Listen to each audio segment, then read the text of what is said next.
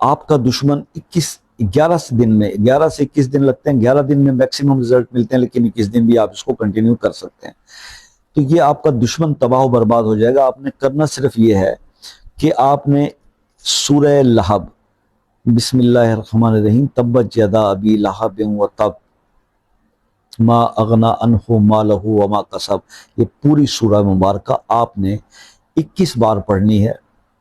21 بار پڑھنی ہے، اس کے اول آخر درود شریف نہیں پڑھنا.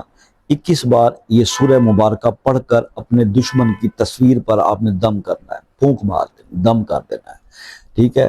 اور تصویر اویلیبل نہ ہو تو اس کا تصور کر لیں.